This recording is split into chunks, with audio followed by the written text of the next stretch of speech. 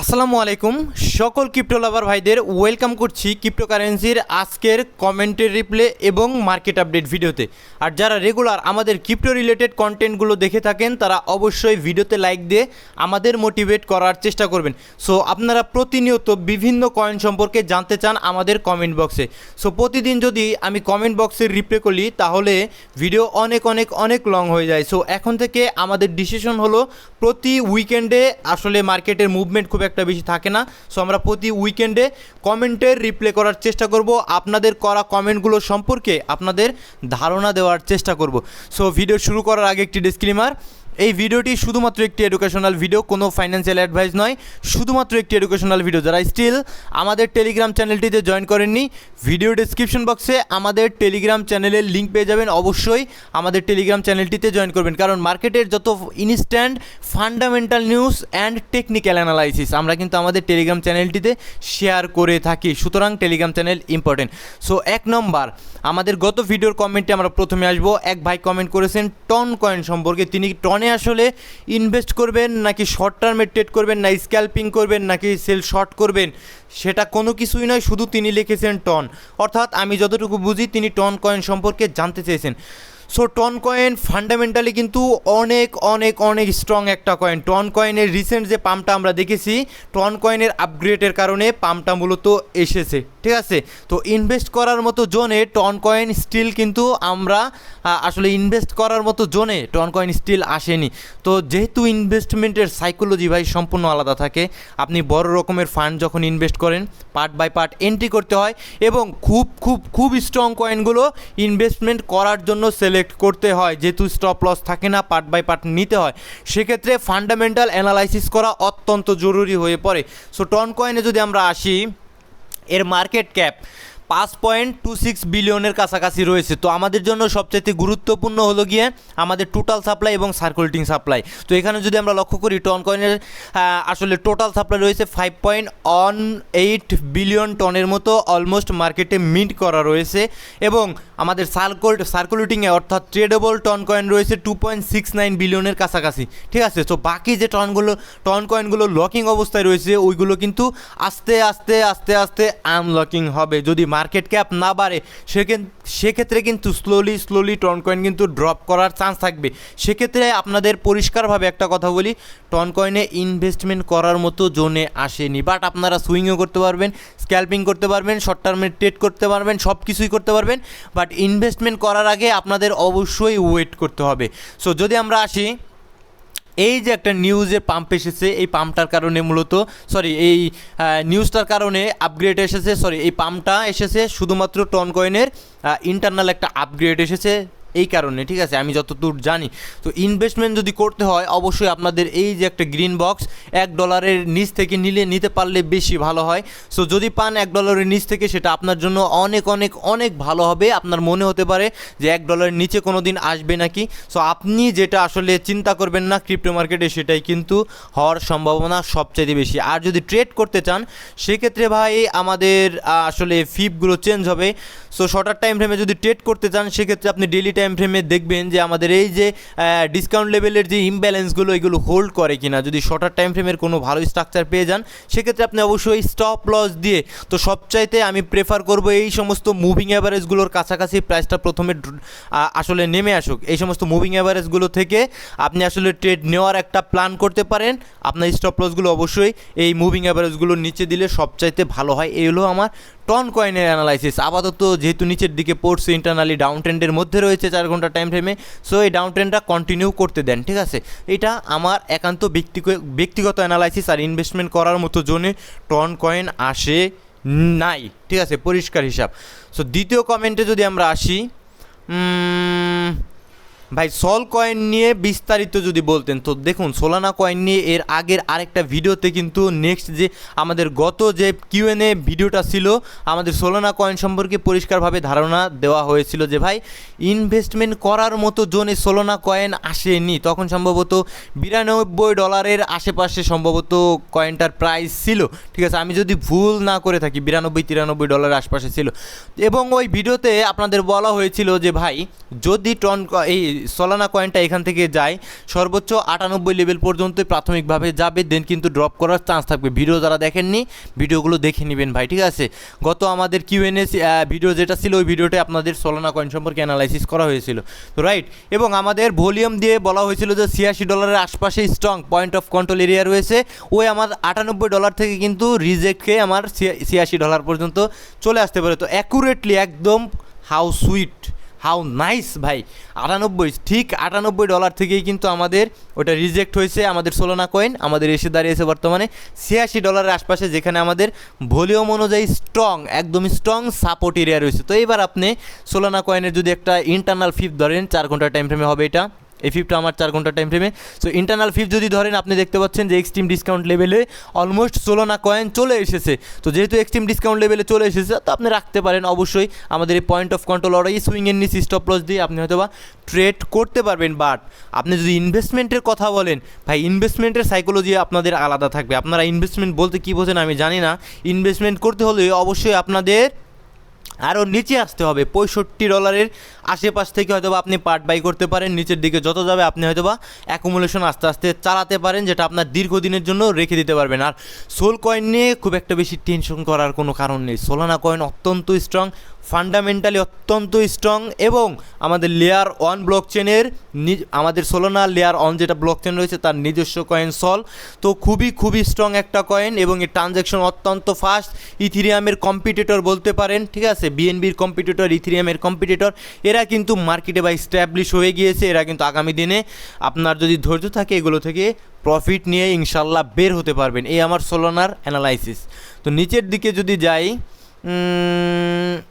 নিচের দিকে যদি আমরা এপিটি এমডি হুসেন সাকিব ভাই এপিটি কয়েন সম্পর্কে জানতে চেয়েছেন, তো আমি তাকে এপিটি কয়েন সম্পর্কে আমি ধারণা দেওয়ার চেষ্টা করবো। সো এপিটি কয়েনে ইনভেস্টমেন্ট করার মতো কোনো প্রয়োজন আমি অন্তত পক্ষে বোধ করি না। এপিটি কয়েন ইনভেস্টমেন্ট করার মতো কয়েন নয়, তবে আপনি ট্রেড করতে পারবেন। স্ট্রাকচার দেখবেন অনেকটা নিচে পড়ে গিয়েছে, একদম আন্ডার রেটেড একটা কয়েন। আমি এই যে দেখুন আমাদের একদম যেখান থেকে শুরু হয়েছিল প্রাইসটা, তার নিচে থেকে লিকুইডিটি গ্র্যাব করেছে। তো একদম আসলে লিস্টিং প্রাইসের নিচে যেহেতু চলে এসেছে, তো আপনি আস্তে আস্তে হয়তো বা এপিটি কয়েনে ট্রেড করতে পারবেন ভাই। ইনভেস্টমেন্ট করার মতো আমি এপিটি কয়েনে কোনো কিছুই দেখতে পাচ্ছি না আপাতত। সো ট্রেড কীভাবে করবেন, আপনি শর্টার টাইম ফ্রেমে আসবেন। শর্টার টাইম ফ্রেমে আসার পরে অবশ্যই আপনি সুইং ধরবেন। আমি একটা সুইং দিয়ে যদি দেখানোর চেষ্টা করি, সেক্ষেত্রে আমাদের স্ট্রং একটা swing low and swing high আমি মার্ক করবো। এক্সট্রিম ডিসকাউন্ট লেভেল 618-এর কাছাকাছি আছে। আপনি হয়তো বা 786-এর নিচে স্টপ লস দিয়ে কিছুটা রাখতে পারেন, অবশ্যই স্টপ লস সহকারে রাখতে হবে। বাট ইনভেস্টমেন্ট করার প্রয়োজন আমি অ্যাপটোস কয়েনে অন্ততপক্ষে বোধ করি না, ঠিক আছে। এই আমার অ্যাপটোস কয়েন।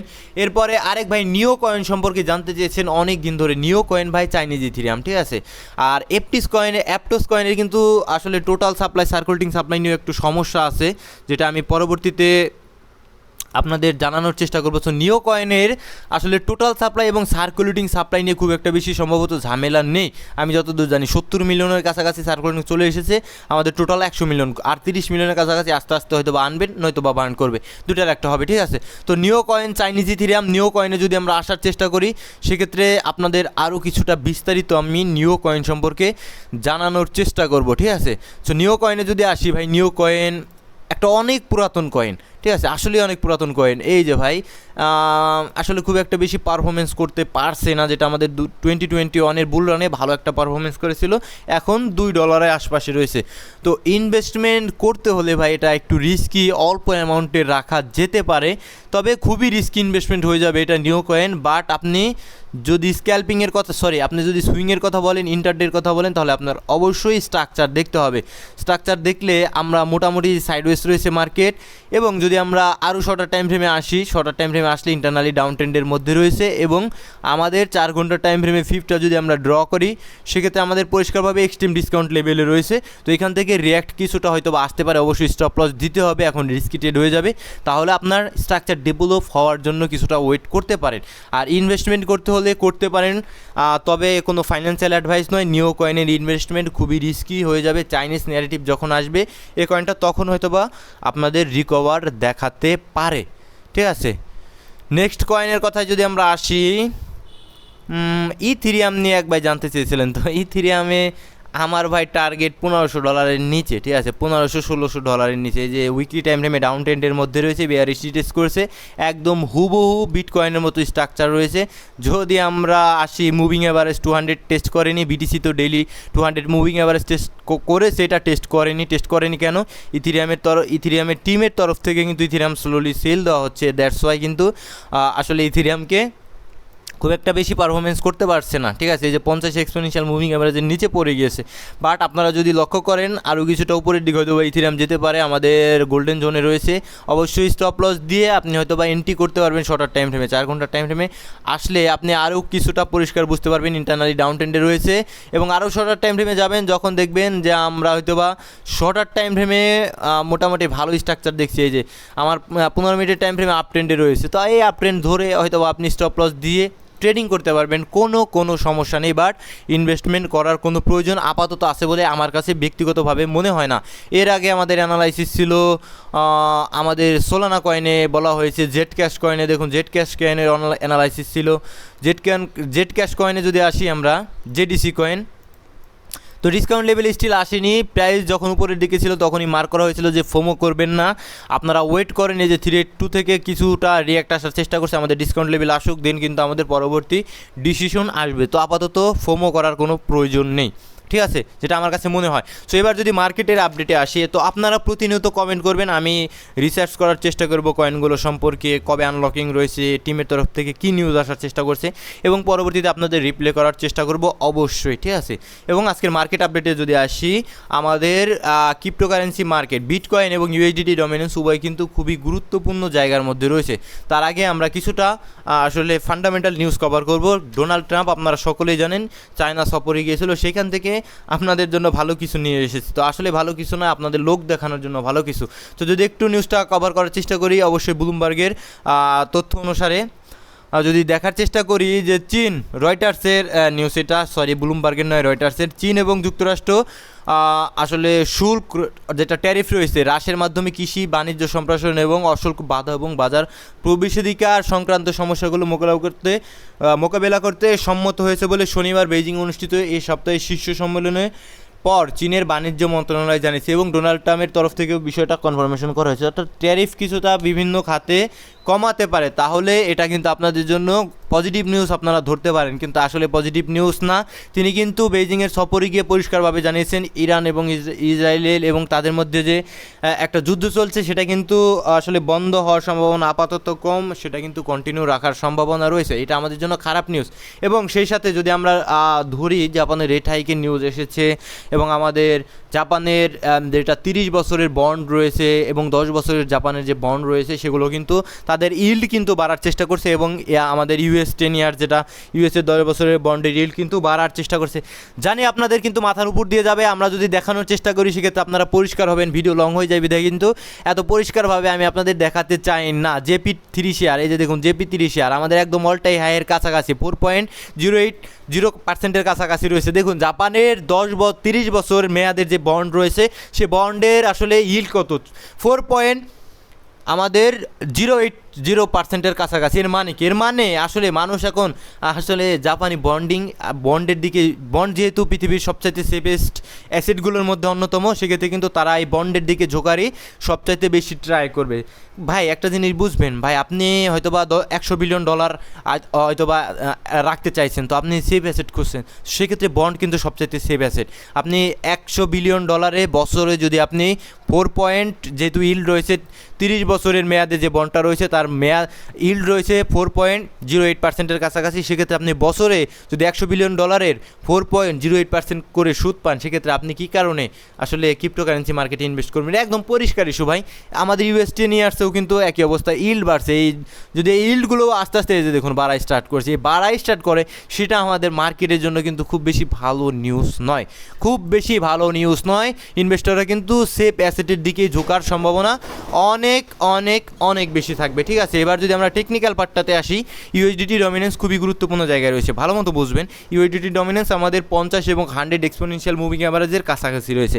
তো এইখান থেকে রিজেক্ট হওয়ার চান্স অনেক অনেক অনেক বেশি, ঠিক আছে। এখান থেকে রিজেক্ট হওয়ার চান্স অনেক অনেক অনেক বেশি। সেক্ষেত্রে আমরা ক্রিপ্টোকারেন্সি মার্কেটে হয়তো বা আবার সাময়িক একটা সামনের সপ্তাহ থেকে সাময়িক একটা পাম্প ক্রিপ্টোকারেন্সি মার্কেটে আবার পাওয়ার একটা সম্ভাবনা কিন্তু আমাদের থাকে। এবার আমাদের যদি আমরা আসি আর উইকলি টাইম ফ্রেমে, আমাদের টেলিগ্রাম চ্যানেলটিতে উইকলি টাইম ফ্রেমের অ্যানালাইসিস জানিয়ে দেওয়া হয়েছে, ঠিক আছে। যারা বোঝেন তারা অবশ্যই আমাদের টেলিগ্রাম চ্যানেলটিকে আসলে ফলো করবেন, জয়েন করবেন, দেখবেন আসলে কি বলা হয়েছে। আর আমাদের গতকালের অ্যানালাইসিসে বিটকয়েনের অ্যানালাইসিস ছিল, এখানে আমাদের যে ইনভার্স বুলিশ আসলে inverse fair value gap create হয়েছে, এটা হোল্ড করলে মার্কেট আরও কিছুটা উপরের দিকে যেতে পারে।